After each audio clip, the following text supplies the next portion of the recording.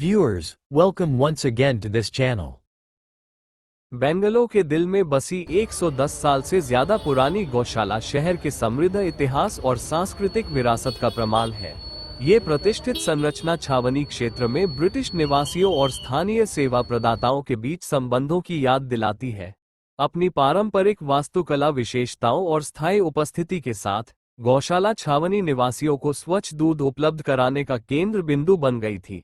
आइए हम दूध आपूर्ति प्रणाली स्थापित करने के लिए स्थानीय निवासियों के इतिहास, परिस्थितियों और पहल का पता लगाते हैं, क्योंकि हम इसकी सदियों पुरानी कहानी में तल्लीन हैं।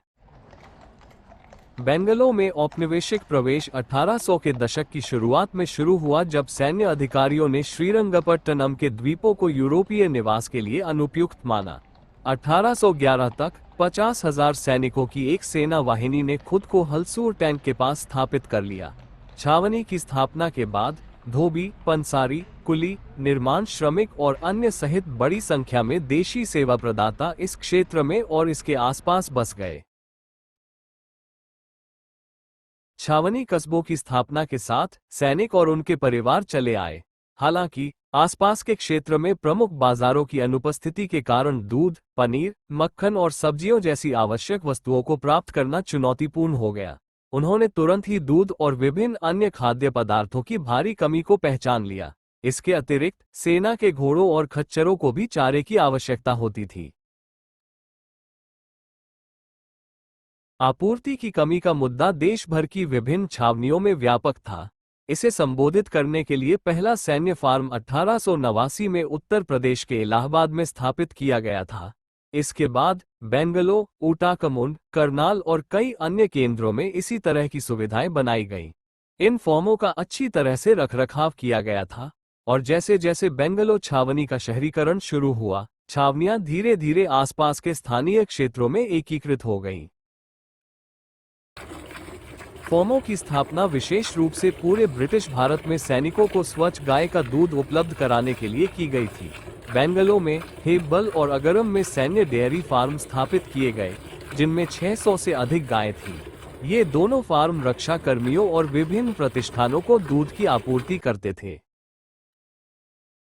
जैसे जैसे छावनी क्षेत्रों में आबादी बढ़ी, ब्रिटिश परिवारों ने स्थानीय दूध आपूर्तिकर्ताओं पर भरोसा करना शुरू कर दिया, जो आसपास के क्षेत्र में मवेशी रखते थे और अक्सर घर घर जाकर दूध पहुंचाते थे।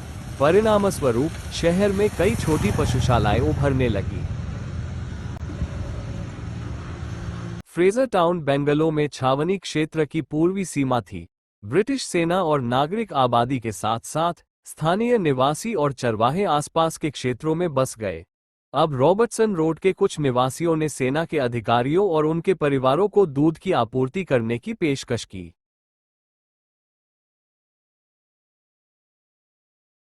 1915 में न्यू दिल्ली के कार्यकाल के दौरान मैसूर के ब्रिटिश रेजिडेंट ने छावनी सीमा के पास फ्रेजर टाउन में एक गौशाला के निर्माण को मंजूरी दी।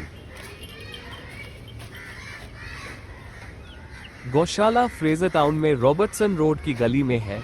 बस कुछ ही मीटर की दूरी पर रेलवे ट्रैक और टैनरी रोड का गैर छावनी क्षेत्र है। टैनरी रोड से छावनी क्षेत्र में प्रवेश प्रतिबंधित कर दिया गया था।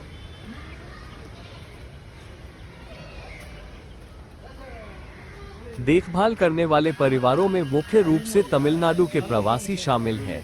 ये पेशा पीढ़ियों से चला आ रहा है, क्योंकि वे कई वर्षों से जानवरों की देखभाल कर रहे हैं और दूध बेचकर जीविकोपार्जन कर रहे हैं।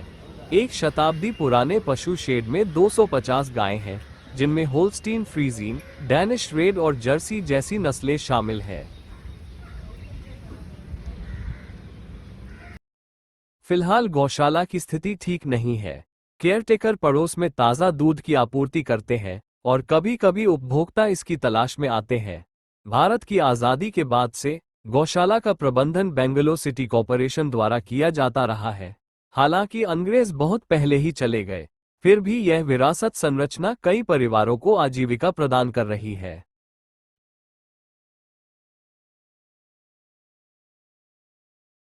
इस वीडियो को देखने के लिए धन्यवाद। भारतीय इतिहास के अनकहे और भूले हुए तथ्यों तक पहुंच पाने के लिए हम आपको इस चैनल की सदस्यता लेने के लिए प्रोत्साहित करते हैं।